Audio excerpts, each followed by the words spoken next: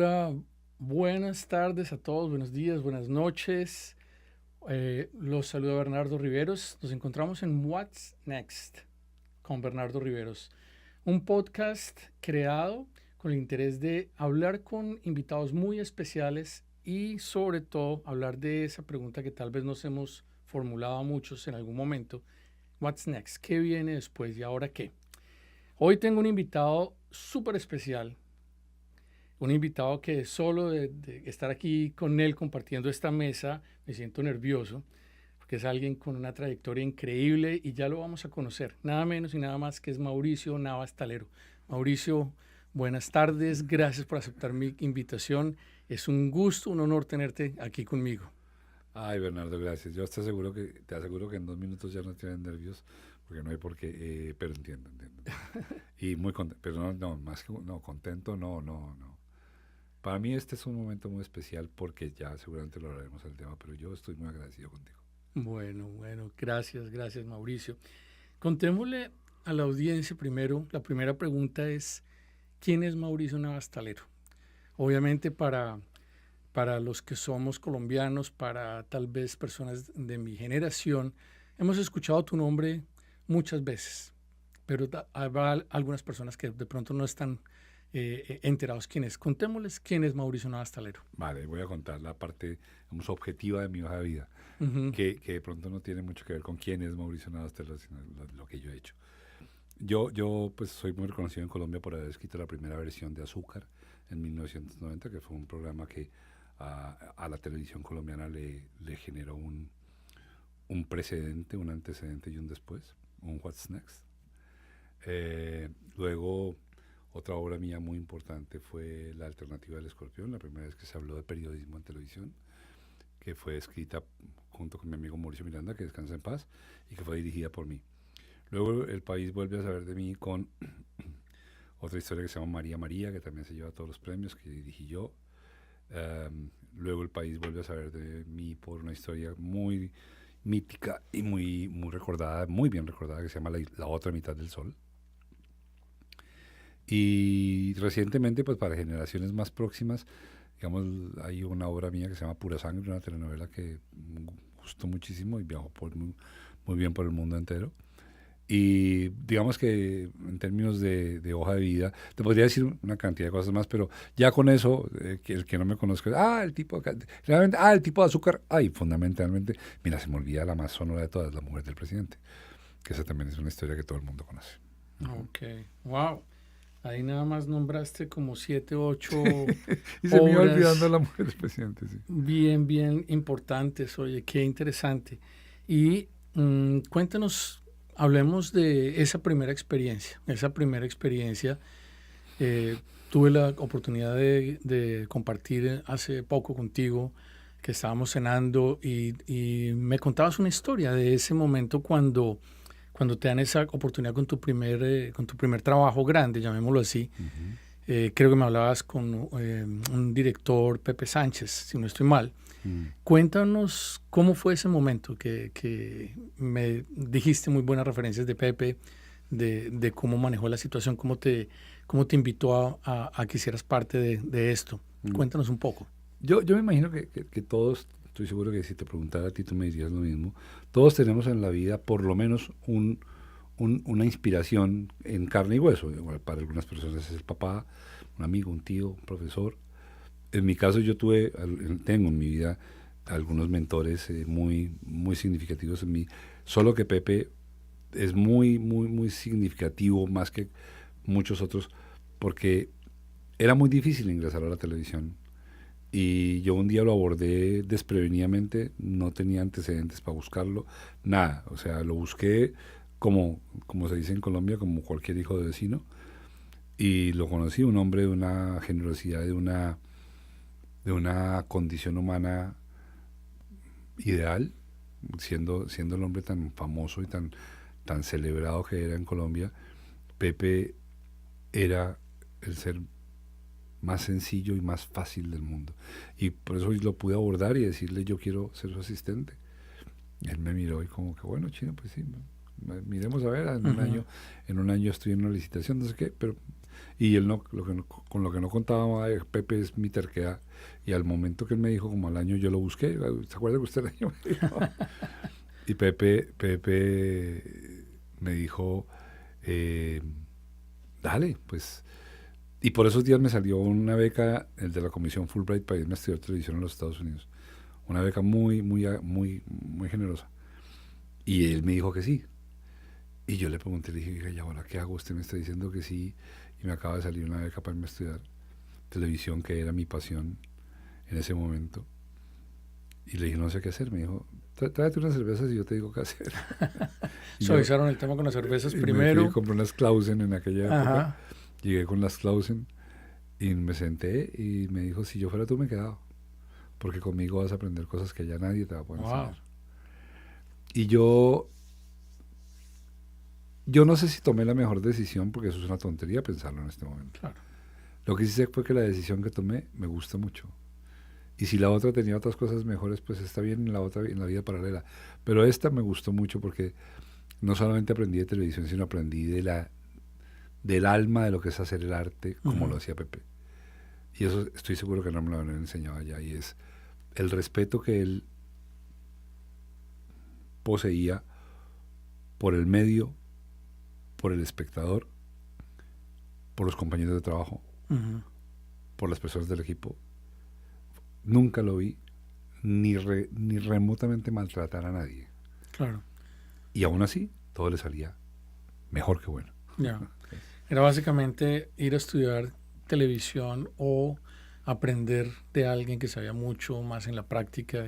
Y seguramente eso que hablas de su trato y ese tipo de habilidades, llamémoslas, que demostraba Pepe, seguramente no las hubieras aprendido en un salón de clase.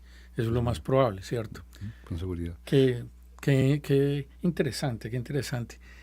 Cuéntame un poco sobre eso, que tú dices sobre tu terquedad, porque algo hablamos, tú me comentaste en algún momento que eres una persona bien insistente, llamémoslo así, ¿cierto? Tú dijiste terquedad ahora. ¿A qué te refieres con eso? Yo creo que eso es una condición que me regaló la naturaleza, ¿sabes? Mi mamá cuando yo estaba chiquito, seguramente cansada de que yo jorobara tanto, me decía, Mauricio, es que usted es obcecado y de ideas fijas, me decía de niño. Por fortuna, ¿sabes? Por fortuna. Claro, seguramente para mi mamá ya se cansó de mí, yo cada tercer momento, pero ¿se acuerda mamá? Seguramente así era. Pero yo te puedo decir, Bernardo, y me agrada dejarlo escrito en algún lugar del ciberespacio. Yo me reconozco pocas cualidades, de verdad, y en eso soy injusto conmigo, yo lo sé. Es parte de lo que sigo trabajando, porque me cuesta mucho trabajo estar en paz. Siempre estoy en deuda, porque se me ocurre que estoy en deuda, como nos pasa a muchas personas, estoy seguro. Pero hoy en día, después de que mi mamá además me insistía en que eso era, nunca me dijo que era un defecto, pero yo creo que es una de mis más grandes fortalezas. Y es que cuando pongo el foco en algo, de verdad me empeño. Me empeño a llegar allá haciendo lo que haya que hacer para llegar allá. Por ejemplo, cuando yo me di cuenta que lo mío era la escritura de televisión, que me di cuenta cuando entré a trabajar con Pepe a los 27 años. En Colombia no había ningún tipo de academia sobre cómo escribir para el audiovisual. Ni nada, ni siquiera literatura. La literatura, si la había, la debía haber en España o en México. En Colombia no llegaba nada. Y yo empecé a encontrar textos en inglés y me dediqué a estudiar dramaturgia para televisión y para audiovisual, hasta que yo no tengo un Master of Arts de la Universidad de Londres en dramaturgia audiovisual. Oye, qué interesante. Porque cuando pongo el foco, de verdad soy un tipo muy juicioso. Ahora, no le ando poniendo el foco a todo. ¿Sí? Por eso no soy el mejor futbolista, aunque me gusta, no soy el mejor tenista, aunque me gusta, porque a eso no le puse el foco. Pero a lo que le pongo el foco, y le puse el foco a la escritura audiovisual, y sí, me apasionó, me sigue apasionando.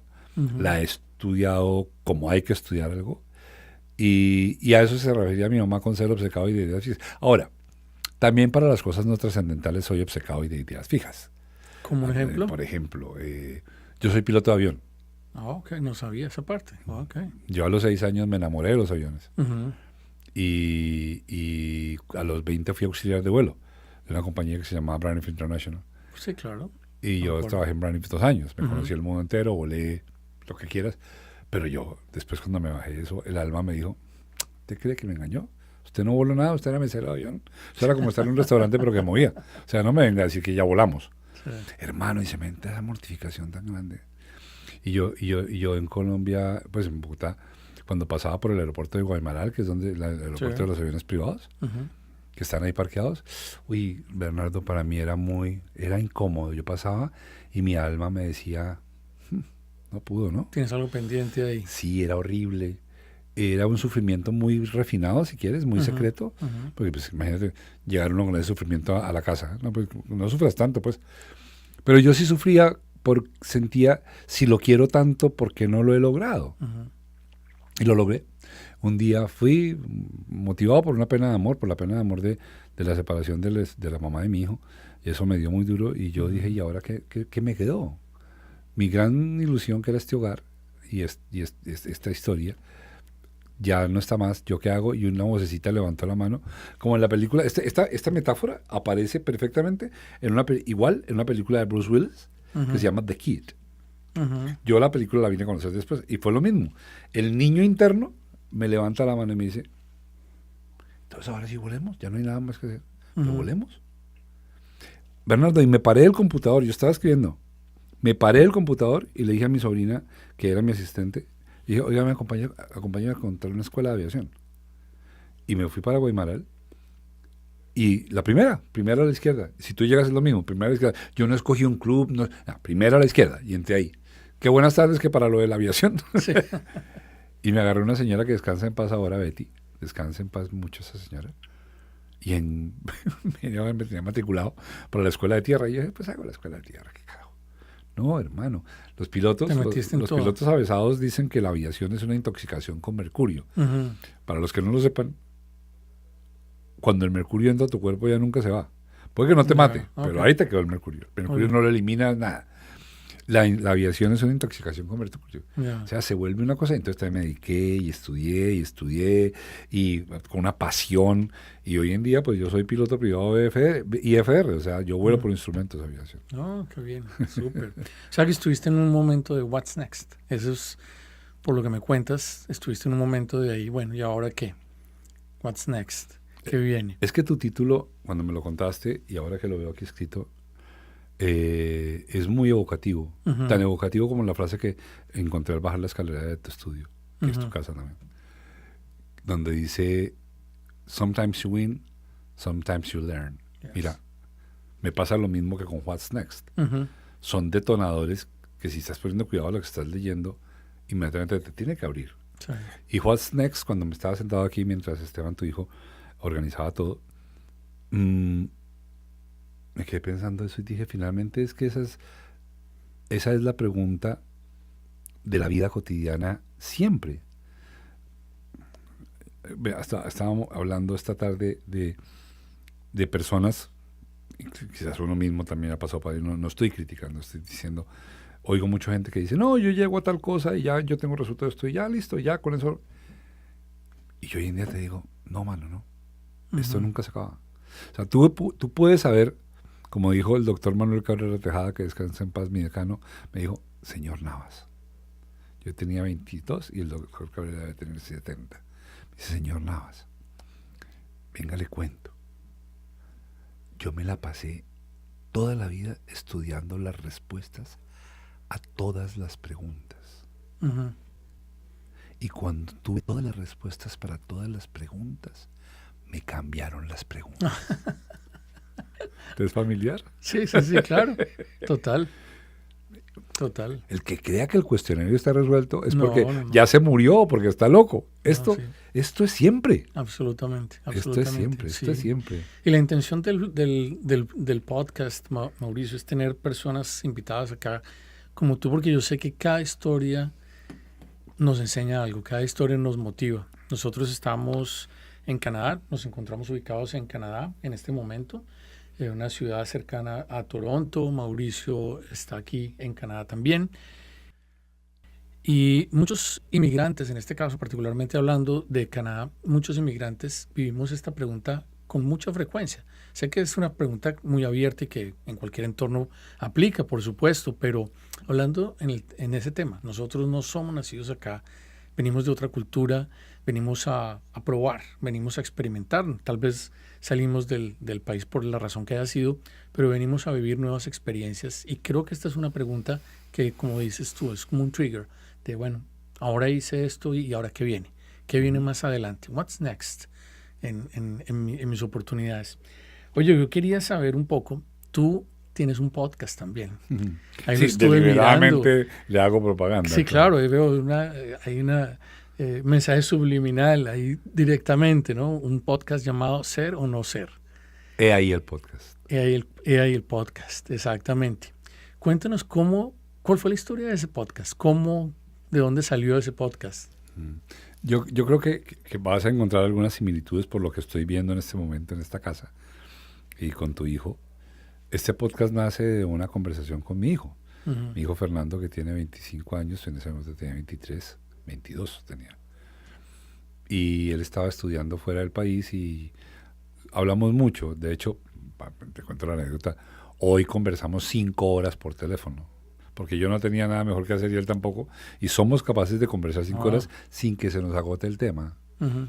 Y en una conversación de esas que pasamos, él estudia filosofía, ¿no? Uh-huh. Entonces pasamos por filosofía, por la vida, por todo, por trivialidades, por tonterías, por chismes, por cosas serias. Al final me dijo, oye, pa, ¿tú por qué no haces un podcast? Era una forma de decirme que le gustaba oír lo que yo decía. Me dijo, mírate este podcast, por ejemplo, de este fulano, que yo creo que te va a gustar. Y yo me fui, me dijo a mirarlo y me fui a dormir. Y de verdad, así fue así, Bernardo. Me fui a dormir, yo duermo bien, pero como a las 5 de la mañana me desperté. O sea, yo no soy de las personas que se levantaba a las 3 de la mañana con una gran historia. Yo escribo de día y duermo de noche y como a las 12. Mi vida es más o menos ordenada. Y entonces, como a las 5 de la mañana sí me desperté con una idea en la cabeza. Porque básicamente lo que me estaba diciendo Fernando, que era una crisis que yo estaba viviendo, fue ser o no ser. Uh-huh. O sea, tu lío es que te perdiste. Y yo me desperté y dije, pucha, sí, ser o no ser. He ahí el podcast. Uh-huh. Y yo dije, tengo el nombre de un podcast. Entonces llamé a mi amigo Germán León, el gran cómplice, gran amigo con quien teníamos una banda de rock, y él era el ingeniero de sonido. Le dije, Ger, ingeniero de sonido de películas muy importantes, también diseñador de audio. Ger, hacemos un podcast. Y el otro responsable dijo, bueno, Mauro, ni que preguntó. Y ahí hicimos uno como por jugar, Bernardo, y vimos que ahí había algo. Uh-huh. Y hicimos un segundo, y vimos que había algo, hicimos un tercero, y ya ya estamos llegando a los 150 emisiones sin parar. O sea, 150 semanas. Wow, Son casi 3 años, ¿no? Pues me motiva escucharte, me motiva mucho escucharte, la historia de nuestro podcast, de What's Next. Es algo similar en el sentido que llevo 4 años tal vez pensando en esto, una idea tal vez, sí, obviamente estamos muy expuestos a podcast hoy en día, pero yo lo traje aquí a la familia y lo hablaba con mi hijo y un agradecimiento súper especial para mi hijo Esteban, que es el productor. Y hablábamos de esto y ellos, dale papi, dale, mis otros hijos también, hazlo. Y eso que uno comienza, ¿no? Se ocupa de otras cosas y comencé poco a poco a construir este estudio. Y bueno, paso a paso, no hay afán. Y bueno, hoy estamos en el segundo episodio comenzando. Me apasiona mucho escucharte y me motiva a que de pronto más adelante vuelvas y nos acompañes cuando ya tengamos 150 semanas o 150 episodios en este caso. Eso quiero ya recorridos. Te agradezco mucho. Te quería preguntar otra cosa. Recuerdo cuando te conocí, no hace mucho, estábamos conversando y me hablabas de los invitados que tienes en tu podcast. Y cómo por esa forma de ser tuya, espontánea, que has tenido pues algunos invitados agradables, otros como con algún tipo de discusión y de todo. ¿Cómo has manejado eso? He tenido solamente 3 en 350, eso es insignificante. Sí. Eso habla muy bien de mi buena suerte. Uh-huh. He tenido solamente 3 encuentros un poco destemplados. Ujú. Que como te digo, dado lo pocos que son, no tienen significado distinto más allá de una anécdota como la que te voy a Claro. contar. Quizás para mí el más perturbador de todos fue la entrevista con Gustavo Bolívar, un tipo que ahora era segundo de Petro y ahora ya parece que no, porque parece que lo echaron. Pero yo no lo conocí como político. Es más, yo no creo ni que sea político. Ujú. No, mentira, de pronto sí es político. Él hizo cosas peores que ser político. Él escribía en televisión cosas como El Capo, Ujú. Pandillas, Guerra y Paz, Sin tetas no hay paraíso. Un personaje que le ha hecho mucho daño a Colombia. Mucho daño. Porque a través de la televisión de entretenimiento, en un país como Colombia, puedes hacer daño. Claro. Porque en Colombia la televisión para mucha gente es lo único que tienen de comunicación con algún producto elaborado. Ujú. Porque no leen, porque no hay forma de hacer teatro, porque no van a cine, porque no hay educación. Entonces la televisión se vuelve la única fuente de algún tipo de input para tu mente, Ujú. que de otra manera podría ser educación o entretenimiento. En este caso es lo único, los canales nacionales. En Colombia el Netflix es para las minorías. Yo soy de las minorías que tienen Netflix. ¿No? La gente en Colombia, en el Baupés, en La Guajira, en el Amazonas, en las zonas rurales, ve televisión colombiana, no tienen más opción. Claro. Y a esas personas tú les llevas cosas como El Patrón del Mal y les muestras que para ser bueno en Colombia hay que ser como Pablo Escobar. Chévere. O les muestras Sin tetas no hay paraíso, donde se habla que la cultura de hacerse cirugías plásticas es chévere porque ¿no? Una cantidad Ya. de vulgaridad muy nociva que este tipo le entregó a Colombia. Y yo desde que él estaba escritor siempre he sido su antagonista, en público. Ujú. Porque yo considero que las personas que estamos frente a un micrófono en países como Colombia, no igual aquí, es distinto para mí aquí, por las proporciones y las opciones. Ujú. Aquí tú y yo somos infinitesimamente insignificantes, Ujú. porque hay tanta opción, Sí. que para que lleguen a nosotros es porque alguien escogió vernos. Sí, sí. En Colombia, en la televisión no pasa eso. Tienes 2 canales. Y los regionales hoy en día que son del Estado. Entonces, para mí, proveerle al colombiano un sistema de valores en donde se aupa el narcotráfico, la violencia, el avispado, Sí, en lo que es Colombia y de lo cual ya no va a salir. temas que nos han marcado muchísimo. Lo han hecho considero muchísimo un daño al delito. país. Ya. A las personas que hicieron Escobar el patrón del mal, los considero en deuda con Colombia para siempre. Ujú. Y a este señor Bolívar, por todo lo que escribió, lo considero un virus nocivo para Colombia. Sin embargo, como estaba de candidato a la alcaldía, yo quería ver qué cara ponía él para algo que yo sé que él no estaba preparado. Ujú. O sea, ¿con qué cara te lanzas a la alcaldía si yo tengo claro que tú no sabes casi nada? Lo único es que tienes una audacia y unas agallas a las berracas para escribir historias que hacen que la gente se quede, porque como son tan vulgares y tan violentas, la gente se queda. Sí. Pero tú no tienes de dónde te sientes alcalde, y lo invité. Y el tipo fue y le pregunté, así como te tengo enfrente de ti, le pregunté, cuénteme una cosa, Gustavo, ¿usted qué preparación tiene en administración pública? Y Bernardo, me aprovecho de tu podcast. Pueden entrar y ver el podcast para ver que lo que les estoy diciendo no es mentira. Ajá. Y el tipo me dice, Mauricio, es que yo viajé por Europa 3 meses y estuve viendo ciudades. Y yo me quedo con la misma cara que tengo ahora. Le digo, para usted hacer turismo en 3 meses en Europa es hacerse administrador público. Claro, claro. Y ahí ya sucede daño la entrevista. Total. Yo ya dije, yo no pude, mejor dicho, yo no pude sortear buen humor con alguien que mentía con esa cara y Claro, con ese claro. descaro, cosa que hace hoy en día su jefe, ¿no? Y que hace él. Ya. Y esa entrevista estuvo amarga. Hubo otras 2 que ya íntimamente dije, esto no debía hacerlo. Inclusive hubo una que decidí no sacarla porque las personas no me parecían un modelo para lo que yo quiero. que tenga yo en el... Y lo que yo quiero que tener en el estudio no es una persona que me diga que sí. De hecho, invité a un abogado de lo más opuesto a mí en valores, que es Cancino, el abogado, el primer nombre de apellido Cancino. Él es el abogado de todos los malos, de todos los paramilitares, de todos los narcotraficantes, de todos los políticos corruptos. Es el abogado de todos los malos. Pero el tipo no es un ampón. El tipo, de hecho, es hijo de una de las figuras emblemáticas más importantes e ilustres del derecho penal colombiano, el doctor Antonio Cancino. Y este es hijo de él. Entonces, pues él tiene el apellido de un gran patriarca del derecho penal. Sí. Y el tipo no hace corrupción. El tipo lo que pasa es que es muy hábil jugando con la ley. Entonces el tipo es de los que le dice al cliente, enferme, si decimos que está enfermo y ganamos 5 días y vamos a ver si nos vamos a prórroga para ver si se nos vence por términos. Eso no es bonito, pero es la ley. Él no se sale de la ley. Sí. Entonces fue muy interesante hablar con él, siempre en orillas opuestas, siempre, pero él argumentaba con inteligencia. Y argumentaba además. Sí. Entonces fue una entrevista divertidísima. Está ahí. Está muy divertida.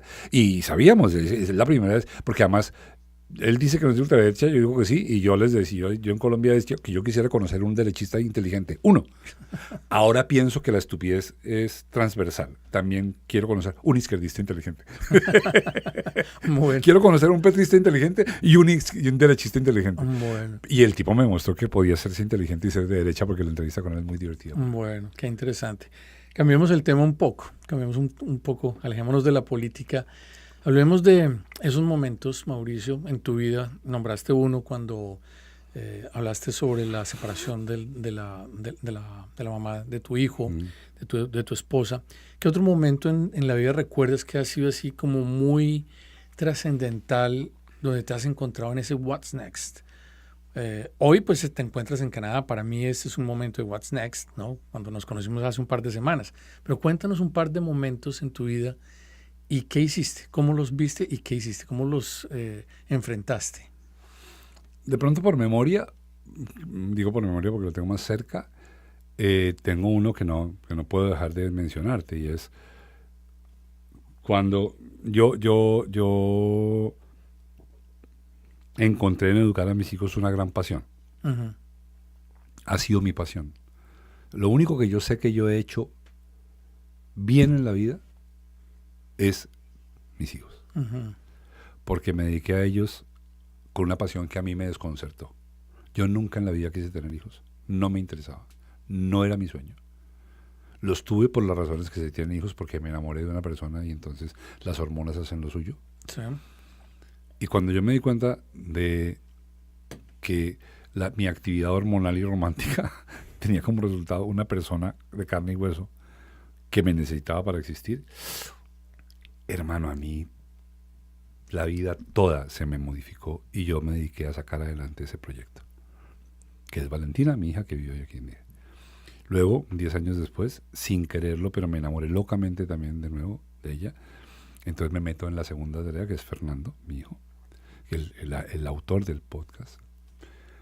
Y cuando Fernando ya voló, ya Fernando hoy en día vive por fuera y ya es un hombre,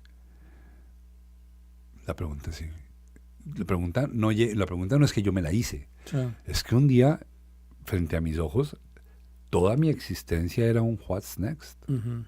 Porque fueron 30 años con un propósito claro, sin duda. De mañana a noche, mi propósito es el proyecto de esos 2 seres humanos. Yeah. Cuando esos 2 seres humanos ya volaron, la pregunta es, what's next? Grande. Yeah.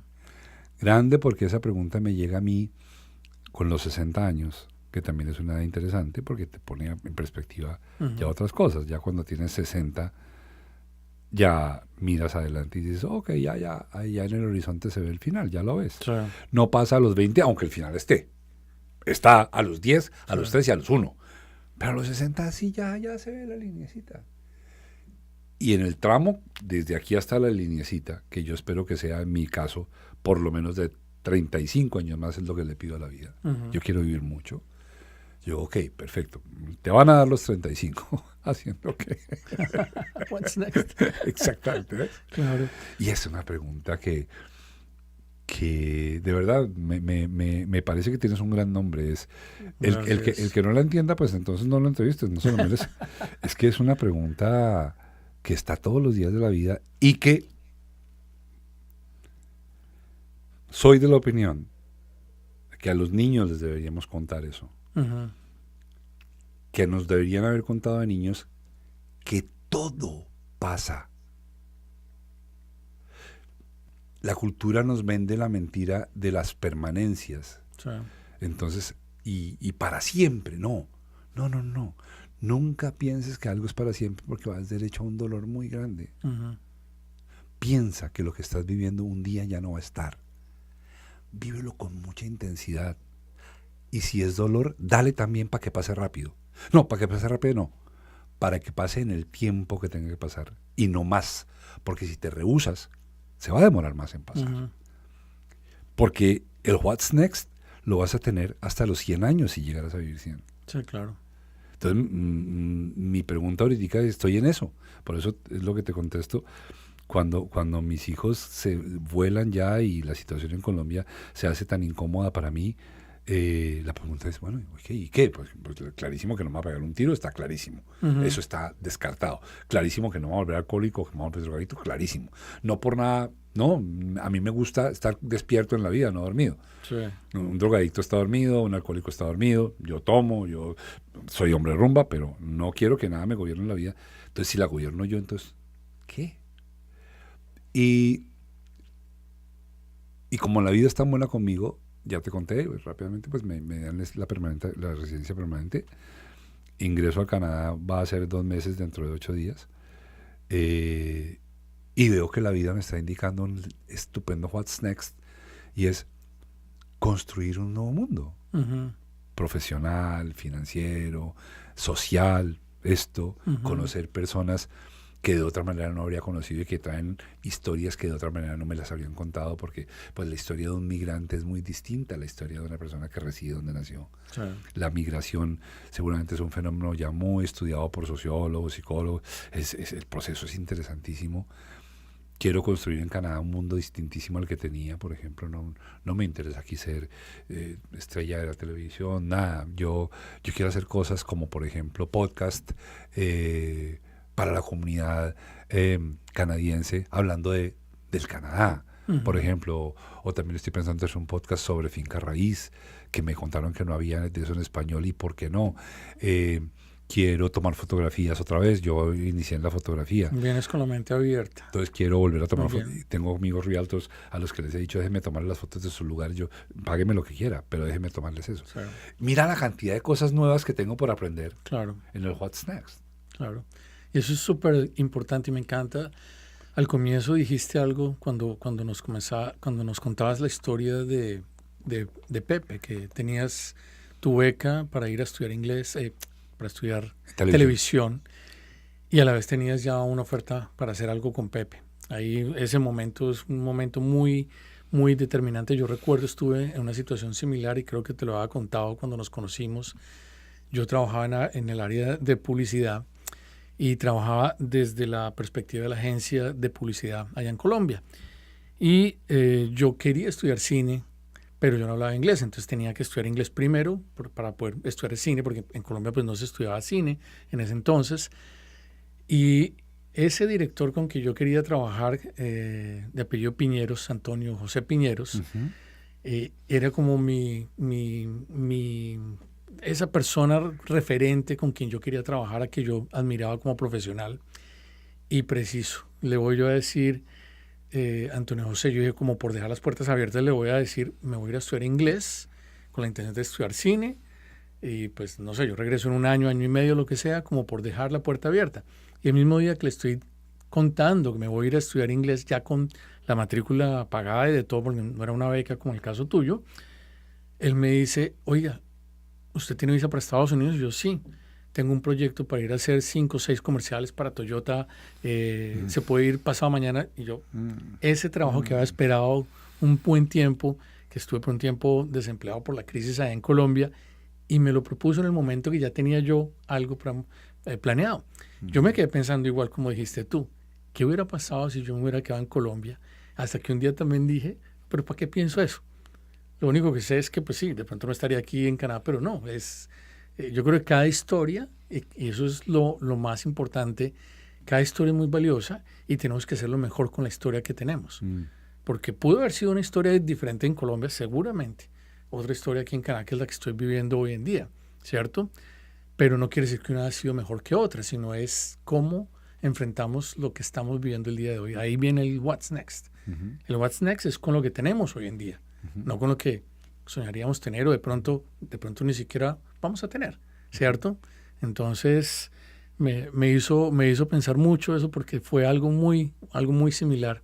Y sí, definitivamente el tema de los inmigrantes y parte de este podcast es motivar a aquellos, si son, nuestra audiencia son inmigrantes, hay personas que me siguen, por supuesto que son inmigrantes, algunos interesados también acá en Canadá como destino. Pues es importante y me encanta la actitud que estás teniendo para enfrentar esta nueva vida. Porque algo que yo he visto en algunos casos es venir con la mente un poco cerrada, a decir, si no encuentro esto no era para mí. Y creo que no estamos ni en la época, creo que estamos viendo un mundo muy diferente a lo que era hace 10 años o más, por supuesto. Y segundo, la vida de inmigrante no es fácil, pero se puede hacer más sencilla si uno viene con la mentalidad abierta. De que listo, llego y, ¿por qué no? Cambio de oficio, voy a aprender algo nuevo o algo de lo que sabía lo voy a aplicar que no había aplicado antes. No sé, estadísticamente dicen que en Norteamérica, por lo menos cuando llegamos a los 50 años, o cuando se llega a los 50, yo ya pasé por los 50, cuando se llega a los 50, el profesional puede haber cambiado hasta 7 veces de profesión, estadísticamente. Entonces yo digo, tiene todo el sentido, como dices tú. No podemos quedarnos, aunque esto es para toda la vida. Y de acuerdo. Qué interesante, Mauricio, qué interesante conversación. Pero mira que sobre eso te quería decir algo, dejarlo dicho en tu podcast, porque sé que aquí hay tierra fértil para eso. Gracias por lo que me dices, a mí me alienta oírlo, me alienta saber que eso es lo que proyecto, si eso es lo que proyecto, de pronto es lo que entonces en realidad sí coincide con lo que siento. Solo que quiero agregarte que eso no ha sido un trabajo de porque yo sea de buena, yo no nací con eso, mi vida sería muy difícil si yo fuera como nací a estas alturas. Es estudiar, es aprender, es preguntarse, es conocerse. Y hay algo que voy a decirte sobre eso. Osho dice, en uno de sus libros, creo que se llama Bliss, arranca diciendo, pobres los gringos, dice, lo dicen los norteamericanos, porque arranca el libro diciendo que la Constitución de los Estados Unidos, seguramente así es, yo no he ido a comprobarlo, pero no creo que Osho diga una mentira. Sí. O no esa mentira. La Constitución de los Estados Unidos arranca diciendo, todos los ciudadanos de los Estados Unidos de América tienen derecho a buscar la felicidad. Así arranca. Y dice Osho, pobres personas, los mandaron a buscar la felicidad. Y por eso están hechos como están. Resulta que la felicidad está donde tú estás. Búscala ahí, que ahí es la tuya. Esa es la que te corresponde. Entonces, para decirte cuál es mi posición frente a mi llegada a Canadá con lo que te estoy diciendo, es, yo ya estoy en la felicidad. Yo no estoy viajando a la felicidad. Yo desde hace muchos años vivo en la felicidad. Y a veces la felicidad tiene incomodidad económica, esa es la felicidad también. La felicidad y la perfección no son lo mismo, no tienen nada que ver. Sí. Es más, creo que la perfección y la felicidad no se conocen mucho. Y yo llegué aquí a estar bien. Y cada cosa que leo está buena, mira esto que me está pasando aquí. No, está bien, esto me hace feliz. Entonces,